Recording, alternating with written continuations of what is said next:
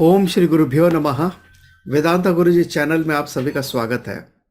तो पिछले कुछ एपिसोड्स में हमने देखा था दृश्यम के बारे में कि दृश्य क्या है, दृश्यम का स्वभाव क्या है। दृश्यम यानी ये सारी प्रकृति, ये सारा जगत जो है, ये मैनिफेस्टेड वर्ल्ड जो आप देख रहे हैं वो क्या है, उसका स्वभाव क्या है। और उसके पहले हमने देखा था कि ये दृश्यम और दृष्टा के बीच में जो कंफ्यूजन है, जो मिक्सचर है, जिसकी वजह से सारी प्रॉब्लम शुरू होती है। इसलिए हमने पहले दृश्यम के स्वभाव को देखा और आज हम देखेंगे दृष्टा के स्वभाव को कि दृष्टा क्या है और दृश्यम और दृष्टा का क्या संबंध है, किस तरह से मिक्सअप होता है, वो भी हम देखेंगे। हम एक इम्पॉर्टेंट पॉइंट को डिस्कस करेंगे और वो बहुत ही इम्पॉर्टेंट पॉइंट है पूरे शास्त्र के पॉइंट ऑफ व्यू से। सो इसलिए आखिर तक बने रहिए। So let us start with the prayer. Om Sahana Bhavatu Sahanau Bhunaktu Sah Viryam Karvavahai Tejasvinavadhitamastu ma vidvishavahai. Om Shanti Shanti Shanti. Yogena Chittasya Padena Vacham मलं शरीरस्य च वैद्यकेन योपाकरोतं प्रवरं मुनीनां पतंजलिं प्राञ्जलिरानतोऽस्मि। Let's chant verse 20 also, जो दृष्टा के स्वरूप को दर्शाता है। So verse 20, दृष्टा दृशि मात्रः दृष्टा दृशि मात्रः शुद्धोपि प्रत्ययानुपश्यः शुद्धोपि प्रत्ययानुपश्यः। पूरा सूत्र एक साथ, दृष्टा दृशि मात्र शुद्धोपि प्रत्ययानुपश्यः। अब उसके शब्दार्थ को देख लेते हैं। दृष्टा, दृष्टा the seer, the subject, the atman, param पुरुषा, जो साक्षी चैतन्यम है, वो दृष्टा है। वो क्या करता है, उसका स्वभाव क्या है? दृशि मात्रः, दृशि मात्रः यानी वो चेतना का सोर्स है, सच्चिदानंद स्वरूप है, चेतन मात्र है। तो वो ये जितने भी इनर्ट इक्विपमेंट्स है हमारे, ये शरीर, मन, बुद्धि, इंद्रियां, इनको वो चेतना देने का काम करता है। सो दृशि मात्रः। शुद्धः अपि, शुद्धोपि यानी शुद्धः अपि, शुद्ध होते हुए भी, यद्यपि इसका जो स्वभाव है वो सर्वथा शुद्ध है, प्योर है, निर्विकार है, निर्गुण है, फिर भी, तो भी प्रत्ययानुपश्यः, फिर भी बुद्धि के संबंध से, जब ये बुद्धि हमारी जो है वो आइडेंटिफाई करती है कि ये शरीर, मन, बुद्धि, ये मैं हूं, मैं आत्मा, जो परम आत्मा, जो साक्षी चैतन्य है, जो शुद्ध है, लेकिन अब क्या हो गया है?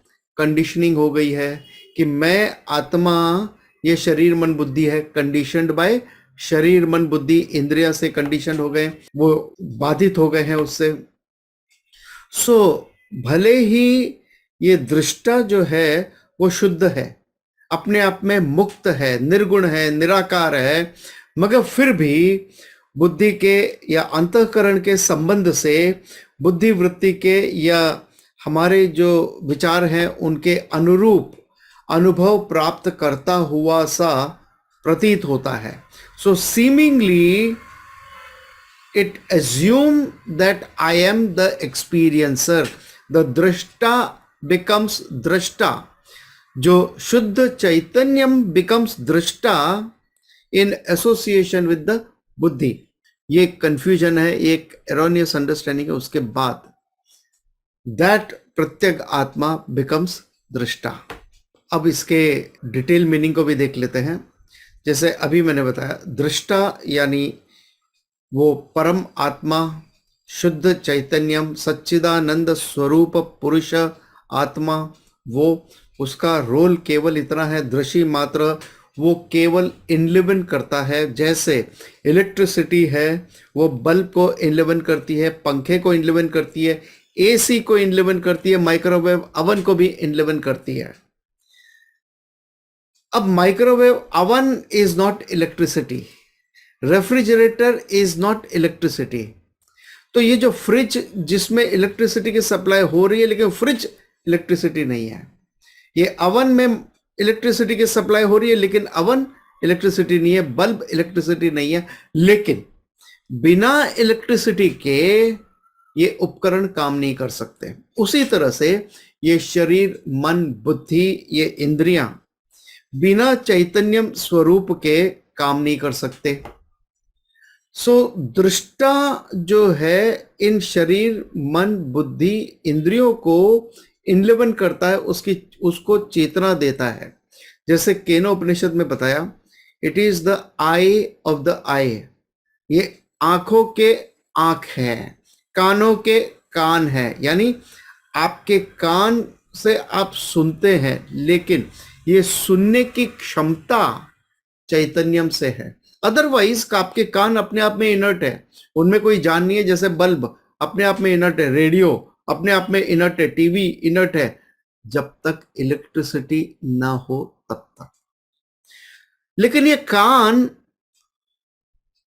को हम नहीं कह सकते अच्छा आत्मा इज दैट कान, आत्मा वो आंख है, नहीं। आत्मा तो सब कुछ है लेकिन वो अछूती है इन सब से भी। तो ये जो हीटिंग की कैपेसिटी है माइक्रोवेव में, वो बिना इलेक्ट्रिसिटी के पॉसिबल नहीं है। लेकिन electricity is not responsible for producing heat. Electricity इस बात की जवाबदारी नहीं ले सकती कि मैंने हीट प्रोड्यूस किया है, मैंने रेफ्रिजरेटर में कूलनेस दिया है, मैंने बल्ब में रोशनी दी है, मैं हवा दे रहा हूं, ऐसा इलेक्ट्रिसिटी नहीं कर सकती। क्यों? साक्षी चैतन्यम है। ये उपकरण का स्वभाव है कि वो इस तरह से मैनिफेस्ट होते हैं, लेकिन इलेक्ट्रिसिटी का स्वभाव केवल चेतना देना है। लेकिन कंफ्यूजन की वजह से हमें लगता है ये इलेक्ट्रिसिटी है जो अवन है, जो हीट प्रोड्यूस कर रही है, और हम कहते हैं वो हीट क्यों प्रोड्यूस कर रही है, भगवान ने ऐसा क्यों किया, भगवान यहाँ पे दुख क्यों दे रहे हैं, भगवान हमें सुख क्यों दे रहे हैं वगैरह। तो ये सारे सवाल हमें आते हैं बिकॉज ऑफ दिस कंफ्यूजन। सो शुद्ध अपि, यद्यपि स्वभाव से सर्वथा शुद्ध है, निराकार है, निर्गुण है, तो भी प्रत्ययानुपश्य, बुद्धि के संबंध में आने से बुद्धि वृत्ति के अनुरूप अनुभव प्राप्त करता हुआ सा प्रतीति मात्र है। ये प्रतीत होता है, वास्तविकता नहीं है। ऐसा क्यों होता है प्रतीत? बिकॉज ऑफ वन रीजन, अविद्या। माया प्रकृति है, और माया बोलिए, प्रकृति बोलिए या अविद्या बोलिए, they are used as synonyms. हम यहाँ पे बात कर रहे हैं मूल अविद्या की, और ये अविद्या अनादि है लेकिन अनंत नहीं है। जब आपको कैवल्य सिद्धि मिल जाती है, जब आपको मोक्षा मिल जाता है, तो ये अविद्या नष्ट हो जाती है, ये जगत आपके लिए नष्ट हो जाता है। That we will be seeing in the next sutra. और जब तक ये अविद्या है तब तक ये चैतन्य स्वरूप आत्मा दृष्टा के रोल में है। जैसे ही दृश्यम ही नहीं रहा, वेयर इज द दृष्टा? अगर दृश्यम ही नहीं रहा तो दृष्टा कहां से रहा? फादर वॉज बॉर्न कब? When the child was born, जब उनका पुत्र या पुत्री का जन्म हुआ तब फादर का जन्म हुआ। Otherwise he was a human being. But fatherhood जो है, पिता का दर्जा उसे मिला कब मिला? पुत्र या पुत्री के होने से। उसी तरह से दृश्यम के होने से या दृष्टा के होने से दृश्यम है, और दृश्यम के पॉइंट ऑफ व्यू से जब आप कहते हो कि दृश्यम है तो दृष्टा है। जब हम कहते हैं कि जगत का क्रिएशन हुआ है तो देयर इज अ क्रिएटर। लेकिन अगर क्रिएशन ही नहीं हुआ तो क्या आप पूछोगे क्रिएटर कौन है? It doesn't exist, it doesn't mean anything, उसका कोई अर्थ नहीं निकलता। सो जब बच्चा पैदा हुआ और उसका कारण क्या है?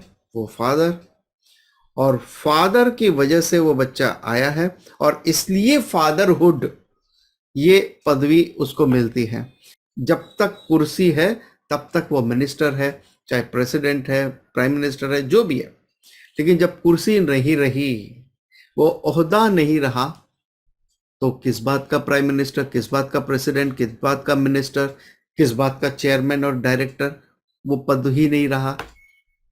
दृश्यम और दृष्टा के स्वरूप को बताने के बाद अब यहां पे बताते हैं कि जो दृश्य है, जो ऑब्जेक्टिव वर्ल्ड है, ये जगत है, उसका पर्पस क्या है, आने वाले सूत्र में है। और ये बात 18वें सूत्र में भी बताई थी, और यहां पे वो रिपीट हो रही है। वी विल चांट सूत्र 21। तदर्थ एव, तदर्थ एव दृश्यस्य आत्मा, दृश्यस्य आत्मा, टुगेदर द होल सूत्र। तदर्थ एव दृश्यस्य आत्मा। अब इसके शब्दार्थ को देख लेते हैं। तदर्थ एव, उस दृष्टा पुरुष के लिए ही, तद अर्थ यानी जो पिछले सूत्र में बताया था दृष्टा के बारे में, उस दृष्टा पुरुष के लिए ही दृश्यस्य आत्मा, दृश्य का स्वरूप है। अब आत्मा शब्द के कई मीनिंग हो सकते हैं, उसमें यहां पर जो मीनिंग लिया है स्वरूप के रूप में लिया है। It is not the pure consciousness, आत्मा परमात्मा के रूप में नहीं है, ये कोई इंडिविजुअल के रूप में नहीं है। दृश्य का आत्मा यानी दृश्य का स्वरूप क्या है, उसके रूप में यहां पे लिया है आत्मा शब्द का अर्थ। दृश्य का स्वरूप उस दृष्टा पुरुष के लिए ही है। ये दृश्य जो कुछ भी है वो दृष्टा पुरुष के लिए ही है। जैसे 18वें सूत्र में जब दृश्यम के बारे में बात कर रहे थे और दृश्यम के बारे में बताया कि इसका पर्पस क्या है, वहां पर भोग अपवर्ग अर्थम, यानी या तो आप चाहें तो इस सृष्टि का भोग कर सकते हैं, उपभोग कर सकते हैं, या अपवर्ग, अपवर्ग यानी अपने आप को लिफ्ट करते हुए मोक्ष की प्राप्ति जब आप करते हैं उसके लिए। सो प्रकृति वही है, संसार जगत वही है। अब ये आपके ऊपर डिपेंड करता है कि आप भोग के लिए करो या योग के लिए करो, आप डाउनवर्ड डायरेक्शन में जाओ या अपवर्ड डायरेक्शन में जाओ, आप इस संसार में उलझते जाओ, इस संसार को बढ़ाते जाओ, या आप इस संसार से मुक्ति पाकर कैवल्य सिद्धि प्राप्त करें। यही जगत है दोनों के लिए, इसके लिए कोई अलग जगत नहीं है। So spirituality is not a separate thing. इसी जगत में आपको स्पिरिचुअल भी होना है और आपकी चॉइस है, आप चाहे तो संसारी भी हो सकते हो, चॉइस आपके हाथ में है। अगर आप यह चूज करते हो कि आपको अपवर्ग या मोक्ष चाहिए और उसके लिए आप प्रयत्न करते, साधना करते हैं, उसके लिए जो नॉलेज हासिल करना है, क्योंकि केवल और केवल नॉलेज मिलने से ही कैवल्य सिद्धि प्राप्त हो सकती है, दूसरा कोई साधन नहीं है कैवल्य सिद्धि पाने के लिए। बाकी सब साधन जो है वो नॉलेज की परिपक्वता को डेवलप करने के लिए, ज्ञान योग्यता को डेवलप करने के लिए, अपने आप को प्रिपेयर करने के लिए साधनाएं हैं, लेकिन वो मोक्ष के लिए कारण नहीं है, सहयोगी है नॉलेज को पाने के लिए। नॉलेज अकेला ऐसा है जिसकी वजह से आपको कैवल्य सिद्धि मिल सकती है। और एक बार अविद्या चली गई, नॉलेज मिल गया आपको, फिर इस प्रकृति का क्या पर्पस रह जाता है, इस सारे जगत का दृश्य स्वरूप जो जगत है उसका क्या पर्पस रह जाता है इस दृष्टा के लिए, मुक्त पुरुष के लिए, वो यहां बताया है पतंजलि मुनि ने अगले सूत्र में, सूत्र 22। अब चूंकि ये 22वां सूत्र बहुत ही इम्पॉर्टेंट है और थोड़ा सा ट्रिकी है। उसके लिए आपका पूरा कंसंट्रेशन का होना बहुत ज़रूरी है। इसलिए इस सूत्र को हम अगले सेशन में लेंगे। So let's conclude with today's session. अगर आपके कोई भी क्वेश्चंस हैं तो हमारे किसी भी वीडियो के नीचे कमेंट सेक्शन में आप भेज सकते हैं, और हर महीने के पहले शनिवार को शाम 7 बजे होते हैं हमारा Q&A सेशन, और वो हम एक हफ्ते पहले ही ले लेते हैं। अब तक अगर आपने वेदांता गुरुजी चैनल को सब्सक्राइब नहीं किया तो उसे सब्सक्राइब कर लें, और ये वीडियो आपको पसंद आता है, एक्सप्लेनेशन आपको पसंद आता है तो लाइक करें, दूसरों के साथ शेयर करें।